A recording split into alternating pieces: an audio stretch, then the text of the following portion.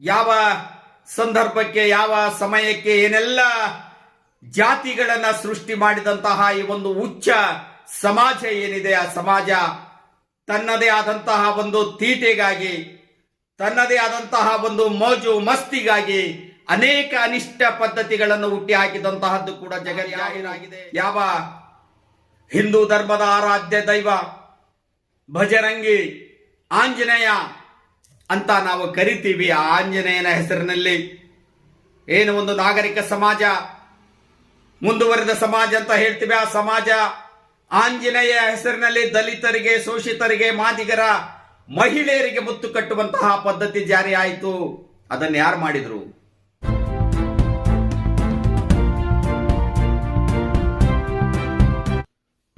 ಪ್ರಿಯ ವೀಕ್ಷಕರೇ, ಇವತ್ತೊಂದು ನಾನು ಬಹುಮುಖ್ಯವಾದಂತಹ ವಿಷಯದ ಚರ್ಚೆ ಬಗ್ಗೆ ನಿಮ್ಮ ಮುಂದೆ ಬಂದಿದ್ದೇನೆ.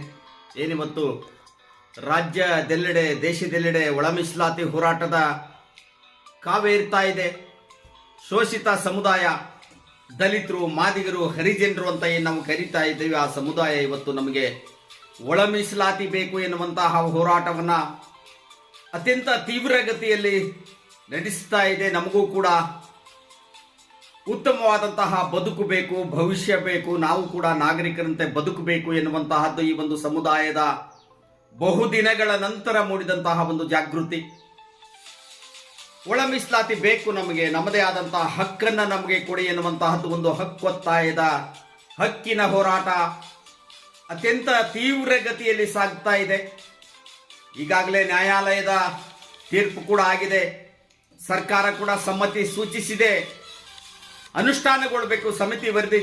ಸಮಿತಿ ವರದಿ ವಿಳಂಬವಾಗ್ತಾ ಇದೆ, ಸಮಿತಿ ವರದಿ ತೀವ್ರಗತಿಯಲ್ಲಿ ಜಾರಿಯಾಗಲಿ ಎನ್ನುವಂತಹದ್ದು ಈ ಸಮುದಾಯಗಳ ಒತ್ತಾಯವಾಗಿದೆ. ಬಹುದೊಡ್ಡ ಹೋರಾಟ ಆರಂಭವಾಗಿದೆ, ಪ್ರತಿಭಟನೆಗಳು ಆರಂಭಗೊಂಡಿವೆ. ಸಮಾಜ, ಒಂದೇ ಧರ್ಮ, ಒಂದೇ ದೇಶ, ಒಂದೇ ಮತ, ಏನೆಲ್ಲ ಘೋಷವಾಕ್ಯಗಳಿವೆ ನಮ್ಮಲ್ಲಿ, ಏನೆಲ್ಲ ಘೋಷವಾಕ್ಯಗಳಿವೆ, ಏನೆಲ್ಲ ಭಾಷಣಗಳಿವೆ, ಏನೆಲ್ಲ ಘೋಷಣೆಗಳಿವೆ. ನಾವು ಸ್ವತಂತ್ರರಾಗಿ 75 ವರ್ಷಗಳನ್ನು ಕಳೆದಿದ್ದೇವೆ. ಏನೋ ಅಲ್ಪ ಸ್ವಲ್ಪ ಮಟ್ಟಿನ ಬದಲಾವಣೆಗಳು ನಮ್ಮಲ್ಲಿ ಸಮಾಜದಲ್ಲಿ ಕಂಡಿವೆ ಅಂತ ಹೇಳೋದಾದ್ರೆ ಸಂಪೂರ್ಣವಾದಂತಹ ಬದಲಾವಣೆಗಳು ಇನ್ನೂ ಕೂಡ ಮರೀಚಿಕೆಯಾಗಿವೆ. ಯಾವ ಕುಲ ಕಸಬುಗಳ ಆಧಾರದಲ್ಲಿ ಜಾತಿಗಳು ಹುಟ್ಟಿಕೊಂಡವು, ಜಾತಿಗಳು ವಿಂಗಡಣೆಯಾದವು, ಅವು ಸ್ವತಂತ್ರದ ನಂತರವೂ ಕೂಡ ತಮ್ಮ ಪಾರುಪತ್ಯವನ್ನ, ಅಟ್ಟಹಾಸವನ್ನ ಸಾಧಿಸುತ್ತಾ ಸಾಗಿರುವಂತಹದ್ದು ದುರಂತ ಎನ್ನುವಂತಹದ್ದು ಇವತ್ತಿನ ಚರ್ಚೆಯ ವಿಷಯ. ಜಾತಿ ಹೆಸರಿನಲ್ಲಿ ವಿಂಗಡಣೆಯಾದಂತಹ, ಕುಲ ಕಸಬಿನ ಹೆಸರಿನಲ್ಲಿ ಏನು ಕರೆಯಲ್ಪಟ್ಟಂತಹ ಜಾತಿಗಳು, ಹಲವು ಜಾತಿಗಳು ನಿಧಾನವಾಗಿ ಮೇಲೆ ಬಂದವು, ನಿಧಾನವಾಗಿ ಅಕ್ಷರ ಜ್ಞಾನವನ್ನು ಪಡೆದವು, ಆರ್ಥಿಕ ಸಬಲತೆಯನ್ನು ಪಡೆದವು. ಆದರೆ ಈ ಮಾದಿಗ ಸಮಾಜ, ಹರಿಜನ, ನಾವೇನು ಮಾದಿಗರು ಹರಿಜನರು ಅಂತ ಹೇಳ್ತಾ ಇದ್ದೀವಿ, ಇವರಿಗೆ ಯಾಕೋ ಆ ಕಾಲ, ಶುಭ ಗಳಿಗೆ ಕೂಡಿ ಬರ್ತಾ ಇಲ್ಲ. ಅವರಲ್ಲಿರುವಂತಹ ಹಲವಾರು ಲೋಪದೋಷಗಳು ಕೂಡ ಅದಕ್ಕೆ ಕಾರಣ ಇರಬಹುದು. ಆದರೆ ಅದೆಲ್ಲವನ್ನ ಮೆಟ್ಟಿ ನಿಂತು ಇವತ್ತು ಮತ್ತೆ ನಾವು ಜಾಗೃತಿಗೊಂಡಿದ್ದೀವಿ, ನಾವು ಕೂಡ ವಿದ್ಯಾವಂತರಾಗಿದ್ದೀವಿ. ನಮಗೆ ಒಳ ಮೀಸಲಾತಿ ಬೇಕು, ನಮ್ಮ ಮಕ್ಕಳ ಭವಿಷ್ಯಕ್ಕೆ ಒಳ ಮೀಸಲಾತಿ ಬೇಕು ಎನ್ನುವಂತಹ ಹೋರಾಟ ಏನು ನಡೆದಿದೆ ಅದು ಅರ್ಥಪೂರ್ಣವಾದಂತಹ ಹೋರಾಟ. ಯಾಕೆ ಇವರನ್ನ ಮಾದಿಗರು ಅಂತ ಕರೆದ್ರು, ಯಾಕೆ ಇವರನ್ನ ಊರೂರಿಗೆ ಇಟ್ಟರು, ಯಾಕೆ ಊರು, ಕೇರಿ, ಹೊಲಗೇರಿ, ಊರು ಅಂತ ವಿಂಗಡಣೆ ಮಾಡಲಾಯಿತು ಅಂದ್ರೆ ಅದು ಕುಲ ಕಸಬಿನ ಆಧಾರದಲ್ಲಿ ಎನ್ನುವಂತಹದ್ದು ಬಹಿರಂಗ. ಕುಲ ಕಸಬು, ಅವರೇನು ದನದ ಮಾಂಸವನ್ನ ತಿಂತಾರೆ, ಸತ್ತ ದನವನ್ನ ಹೊತ್ತೊಯ್ತಾರೆ, ಪಾದರಕ್ಷೆಗಳನ್ನು ಮಾಡ್ತಾರೆ, ಚರ್ಮದ ಎಲ್ಲ ವಾದ್ಯಗಳನ್ನು ಮಾಡ್ತಾರೆ. ಆ ಕಾರಣಕ್ಕಾಗಿಯೇ ಅವರನ್ನ ಕಸಬಿನ ಆಧಾರದ ಮೇಲೆ, ಕುಲ ಕಸಬಿನ ಆಧಾರದ ಮೇಲೆ ಊರೊರಗಿಡಲಾಯಿತು, ಕೇರಿ ಅಂತ ಕರೆಯಲಾಯಿತು, ಅವರನ್ನ ಮಾದಿಗರು ಅಂತ ಕರೆಯಲಾಯಿತು, ಗಾಂಧೀಜಿಯವರನ್ನ ಹರಿಜನರು ಅಂತ ಬಣ್ಣಿಸಲಾಯಿತು. ಇಂತಹ ಒಂದು ಸಮುದಾಯ ಇನ್ನೆಷ್ಟು ದಿನ ಶೋಷಣೆಗೊಳಪಡಬೇಕು, ಇನ್ನೆಷ್ಟು ದಿನ ಅವರಿನ್ನೂ ಕೂಡ ಊರು ಹೊರಗೇನೆ ಇರಬೇಕು ಎನ್ನುವಂತಹದ್ದನ್ನ ಯೋಚಿಸುವಂತಹ ಒಂದು ಸಂದರ್ಭ. ಏನೆಲ್ಲ ಆಯಿತು ನಡೆದಂತಹ ಕಾಲಘಟ್ಟದಲ್ಲಿ, ಬದಲಾದಂತಹ ಕಾಲಘಟ್ಟದಲ್ಲಿ ಶತಮಾನಗಳಿಂದ ಶೋಷಣೆಗೊಳಪಟ್ಟಂತಹ ಒಂದು ಸಮುದಾಯಗಳು, ಆ ಸಮುದಾಯಗಳಿಗೆ ಮಾಡಿಲ್ಲ ಅಂತಲ್ಲ, ಗ್ರಾಮ ಪಂಚಾಯತಿಯಿಂದ ಹಿಡಿದು ತಾಲೂಕ್ ಪಂಚಾಯತ್, ಜಿಲ್ಲಾ ಪಂಚಾಯತ್, ವಿಧಾನಸೌಧ, ಲೋಕಸಭಾ, ವಿಧಾನಸಭಾ, ರಾಜ್ಯದ ಮುಖ್ಯಮಂತ್ರಿಗಳಾಗಿಲ್ಲ ಅಂತ ಹೇಳೋದಾದ್ರೆ, ಕೇಂದ್ರ ಸರ್ಕಾರದಲ್ಲಿಯೂ ಕೂಡ ಶೋಷಿತ ವರ್ಗಗಳು ಅಧಿಕಾರವನ್ನು ಮಾಡಿವೆ. ಆದರೂ ಕೂಡ ಅವರು ಯಾಕೆ ಉದ್ಧಾರ ಆಗಲಿಲ್ಲ? ಸಮುದಾಯಗಳು ಯಾವ ಪಟ್ಟಭದ್ರ ಹಿತಾಸಕ್ತಿಗಳು ಅವರಿಗೆ ಅಡ್ಡಿಯಾದವು? ಯಾವ ಪಟ್ಟಭದ್ರ ಹಿತಾಸಕ್ತಿಗಳು ಅವರ ಅಭಿವೃದ್ಧಿಯನ್ನ ಈಗಲೂ ಕೂಡ ಸಹಿಸ್ತಾ ಇಲ್ಲ ಎನ್ನುವಂತಹದ್ದು ಬಹಳ ಶೋಚನೀಯವಾದಂತಹ ಸಂಗತಿ, ಸಂದರ್ಭ ಅಂತಾನೆ ಭಾವಿಸೋಣ. ಯಾರು ಈ ಕುಲ ಕಸಬನ್ನ ಆಯ್ಕೆ ಮಾಡಿಕೊಂಡವರು? ನಾವು ಚಪ್ಪಲಿ ಹೊಲಿತೀವಿ, ನಾವು ದನ ಕಾಯ್ತೀವಿ, ನಾವು ಕುರಿ ಕಾಯ್ತೀವಿ, ನಾವು ಇನ್ನೇನೋ ಮಾಡ್ತೀವಿ ಎನ್ನುವಂತಹದ್ದನ್ನ ಆಯ್ಕೆ ಮಾಡಿಕೊಂಡಂತಹದ್ದು ಯಾರು? ಯಾರು ಇವರನ್ನ ನೇಮಿಸಿದಂಥವರು? ಯಾಕೆ ಈ ಜಾತಿ ವ್ಯವಸ್ಥೆ ಹುಟ್ಟುಕೊಂಡಿತು? ನಾಗರಿಕ ಸಮಾಜ ಅಂತ ಏನು ಹೇಳ್ತಾ ಇದ್ದೀವಿ, ಈಗಲೂ ಕೂಡ ಈ ನಾಗರಿಕ ಸಮಾಜದಲ್ಲಿ ಅನೇಕ ತಲೆ ತಗ್ಗಿಸುವಂತಹ ಪ್ರಸಂಗಗಳು, ತಲೆ ತಗ್ಗಿಸುವಂತಹ ಘಟನಾವಳಿಗಳು, ತಲೆ ತಗ್ಗಿಸುವಂತಹ ಪ್ರಸಂಗಗಳು ನಿತ್ಯ ನಿರಂತರವಾಗಿ ನಡೀತಾ ಇವೆ. ಆದರೂ ಕೂಡ ನಾವಿನ್ನೂ ನಾಗರಿಕರು ಅಂತಾನೆ ಹೇಳ್ತಾ ಇದ್ದೀವಿ, ನಮ್ಮದು ನಾಗರಿಕ ಸಮಾಜ ಅಂತಾನೆ ಹೇಳ್ತಾ ಇದ್ದೀವಿ. ಎಲ್ಲಿದೆ ಸಮ ಸಮಾಜ? ಎಲ್ಲಿದೆ ಒಂದೇ ಧರ್ಮ, ಒಂದೇ ಮತ, ಒಂದೇ ಜಾತಿ? ಬ್ರಹ್ಮಶ್ರೀ ನಾರಾಯಣ ಗುರುಗಳವರ ವಾಕ್ಯ ಏನಾಯಿತು? ಘೋಷಣೆ ಏನಾಯಿತು? ಯಾಕೆ ಜಾರಿ ಆಗ್ತಾ ಇಲ್ಲ? ಬಸವಣ್ಣನವರ ವಾಕ್ಯ ಏನಾಯಿತು? ಬುದ್ಧ, ಬಸವ, ಅಂಬೇಡ್ಕರ್, ಬ್ರಹ್ಮಶ್ರೀ ನಾರಾಯಣ ಗುರು, ಕನಕದಾಸರು ಎಲ್ಲರೂ ಕೂಡ ಹೇಳಿದಂತಹ ವಾಕ್ಯಗಳೇನಾದವು? ಮಾಡಿದಂತಹ ಹೋರಾಟಗಳೇನಾದವು? ಅವು ಯಾಕೆ ಈಗಲೂ ಕೂಡ ಪರಿಪೂರ್ಣವಾಗಿ ಜಾರಿ ಆಗ್ತಾ ಇಲ್ಲ? ಯಾವ ಸಂದರ್ಭಕ್ಕೆ, ಯಾವ ಸಮಯಕ್ಕೆ ಏನೆಲ್ಲ ಜಾತಿಗಳನ್ನ ಸೃಷ್ಟಿ ಮಾಡಿದಂತಹ ಈ ಒಂದು ಉಚ್ಚ ಸಮಾಜ ಏನಿದೆ, ಆ ಸಮಾಜ ತೀಟೆಗಾಗಿ, ತನ್ನದೇ ಆದಂತಹ ಒಂದು ಮೋಜು ಮಸ್ತಿಗಾಗಿ ಅನೇಕ ಅನಿಷ್ಟ ಪದ್ಧತಿಗಳನ್ನು ಹುಟ್ಟಿ ಹಾಕಿದಂತಹದ್ದು ಕೂಡ ಜಗಜ್ಜಾಹೀರಾಗಿದೆ. ನಾವು ಯಾವ ಹಿಂದೂ ಧರ್ಮದ ಆರಾಧ್ಯ ದೈವ ಭಜರಂಗಿ ಆಂಜನೇಯ ಅಂತ ನಾವು ಕರಿತೀವಿ, ಆ ಆಂಜನೇಯನ ಹೆಸರಿನಲ್ಲಿ ಏನು ಒಂದು ನಾಗರಿಕ ಸಮಾಜ, ಮುಂದುವರೆದ ಸಮಾಜ ಅಂತ ಹೇಳ್ತೀವಿ, ಆ ಸಮಾಜ ಆಂಜನೇಯ ಹೆಸರಿನಲ್ಲಿ ದಲಿತರಿಗೆ, ಶೋಷಿತರಿಗೆ, ಮಾದಿಗರ, ಮಹಿಳೆಯರಿಗೆ ಮುತ್ತು ಕಟ್ಟುವಂತಹ ಪದ್ಧತಿ ಜಾರಿ ಆಯಿತು. ಅದನ್ನು ಯಾರು ಮಾಡಿದ್ರು? ಯಾಕೆ ಜಾರಿ ಆಯಿತು? ಮುತ್ತು ಕಟ್ಟುವುದು ಅಂತ ಹೇಳೋದಾದ್ರೆ ಬ್ರಹ್ಮಚಾರಿ ಆಂಜನೇಯನಿಗೆ ಹೆಂಡತಿಯನ್ನು ಹುಟ್ಟು ಹಾಕಿದ್ರು. ಆಂಜನೇಯನಿಗೆ ಹೆಂಡತಿಯನ್ನು ಹುಟ್ಟು ಹಾಕಿದಂಥವರು ಅವರನ್ನ ವೇಶ್ಯಾವಾಟಿಕೆಗೆ ದೂಡಿದ್ರು,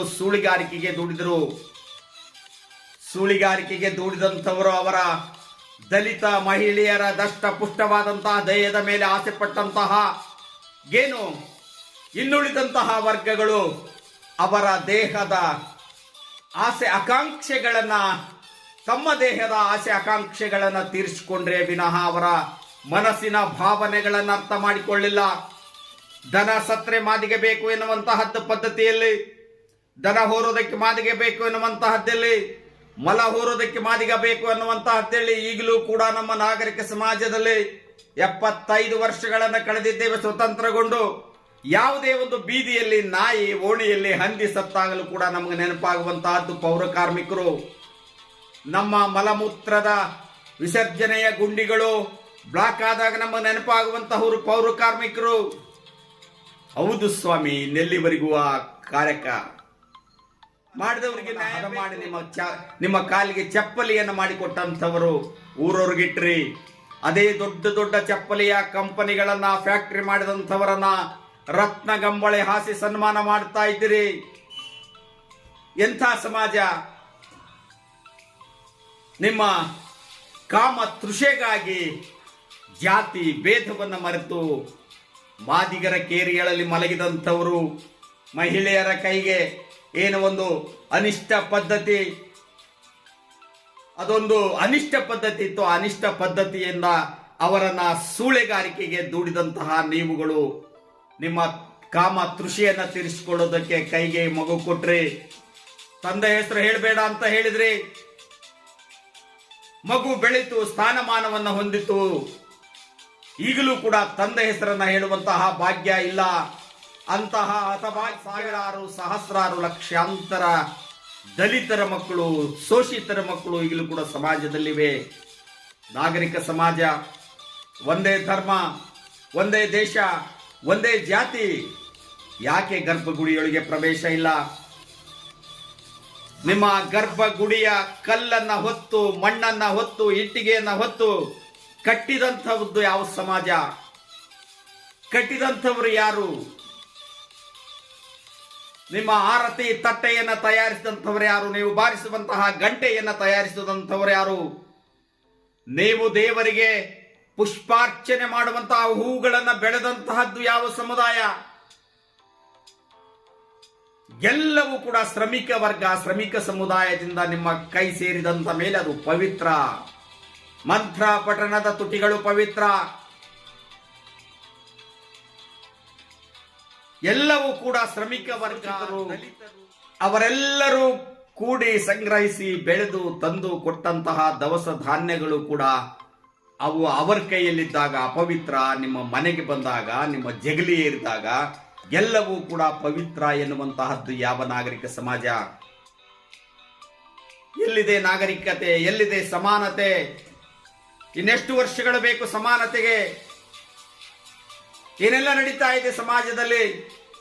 ಹೊಲಸು ತಿನ್ನುವನೇ ಫಲಿಯ ಅಂತ ಹೇಳೋದಾದ್ರೆ ಯಾರೆಲ್ಲ ತಿಂತೀರಿ ಹೊಲಸನ್ನು? ಅವರೆಲ್ಲ ಊರೂರಿಗಿಡಿ. ಕೇವಲ ಹೊಲಸು ಅಂದ್ರೆ ಮಾಂಸ ತಿನ್ನೋದು, ಮದ್ಯ ಕುಡಿಯೋದು ಅಲ್ಲ. ಅನೈತಿಕತೆ, ಭ್ರಷ್ಟಾಚಾರ, ಸುಲಿಗೆ, ತಲೆ ಹೊಡೆದು ಬದುಕುವಂತಹದ್ದು, ಬಡ್ಡಿ ತಿನ್ನುವಂತಹದ್ದು ಅದೆಲ್ಲವೂ ಕೂಡ ಅನಾಚಾರ. ಅದೆಲ್ಲವೂ ಕೂಡ ಹೊಲಸು ತಿನ್ನುವಂತಹದ್ದು. ಹೊಲಸು ತಿನ್ನುವಂತಹವರನ್ನ ಊರವರಿಗಿಟ್ಟರೆ ಇವತ್ತು ಊರೇ ಇರೋದಿಲ್ಲ. ಎಲ್ಲವೂ ಕೇರಿಗಳಾಗ್ತವೆ. ಇನ್ನಾದರೂ ಎಚ್ಚೆತ್ತುಕೊಳ್ಳಬೇಕಾಗಿದೆ ಆಳುವಂತಹ ಸರ್ಕಾರಗಳು.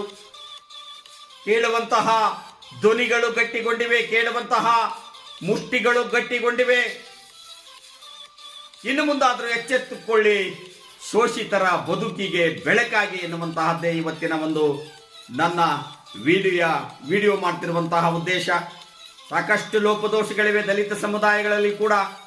ಅವರ ಬಡತನ, ಅವರ ದಾರಿದ್ರ್ಯತೆ, ಅವರ ನಿರ್ಲಕ್ಷ್ಯ, ಅವರ ಶೋಷಣೆ, ಅವರ ಏನೊಂದು ಮೆದುಳಿದೆ, ಆ ಮೆದುಳನ್ನ ಬ್ಲಾಕ್ ಮಾಡಿಬಿಟ್ಟಿದೆ, ಹೊರಗೆ ಬರೆದಂತಹ ಪರಿಸ್ಥಿತಿಗೆ ತಳ್ಳಿಬಿಟ್ಟಿದೆ. ಅವರು ಕೂಡ ನಿರ್ಧರಿಸಿಬಿಟ್ಟಿದ್ದಾರೆ, ನಾವೇನಾದ್ರೂ ಕೂಡ ನಾವು ಉದ್ಧಾರ ಆಗೋದಿಲ್ಲ, ನಮ್ಮ ಬದುಕು ಉದ್ಧಾರ ಆಗೋದಿಲ್ಲ, ನಮ್ಮ ಭವಿಷ್ಯ ಬೆಳಗೋದಿಲ್ಲ ಎನ್ನುವಂತಹ ಕಾರಣಕ್ಕಾಗಿನೇ ನಾವು ಹೇಗಿರಬೇಕು ಹಾಗೇ ಇರಬೇಕು, ನಾವೇನ್ ಮಾಡಬೇಕು ಅದನ್ನೇ ಮಾಡಬೇಕು ಎನ್ನುವಂತಹ ಮಾರ್ಗವನ್ನು ತುಳಿತಾ ಇದ್ದಾರೆ ಯುವಕರು ಹತಾಶರಾಗಿದ್ದಾರೆ. ವಿದ್ಯಾವಂತರು ಹತಾಶರಾಗಿದ್ದಾರೆ, ನಿರಾಶರಾಗಿದ್ದಾರೆ. ನಿಮ್ಮ ಕ್ರೌರ್ಯಗಳಿಗೆ ಭಯಭೀತರು ಕೂಡ ಆಗಿ ವಾಮ ಮಾರ್ಗವನ್ನು ಹಿಡಿತಾ ಇದ್ದಾರೆ, ತಪ್ಪು ದಾರಿಗಳನ್ನು ತುಳಿತಾ ಇದ್ದಾರೆ. ಅವರು ಕೂಡ ಬದಲಾಗಬೇಕಾಗಿದೆ. ದಲಿತ ಯುವಕರು ನ್ಯಾಯಬದ್ಧವಾದಂತಹ ದಾರಿಯಲ್ಲಿ ನಡಿಬೇಕು, ನ್ಯಾಯಬದ್ಧವಾಗಿ ಹೋರಾಟಗಳನ್ನು ಮಾಡಬೇಕು, ನ್ಯಾಯಬದ್ಧವಾದಂತಹ ಹಕ್ಕುಗಳನ್ನ ಕೇಳಬೇಕು. ಅವರು ಕೂಡ ಬದಲಾಗಬೇಕು, ವಾಮ ಮಾರ್ಗವನ್ನ ಹಿಡಿಬಾರದು ಎನ್ನುವಂತಹದ್ದು ಕೂಡ ಈ ನನ್ನ ಒಂದು ಆಶಯವಾಗಿದೆ. ಎಲ್ಲರಿಗೂ ಕೂಡ ನಮಸ್ಕಾರ.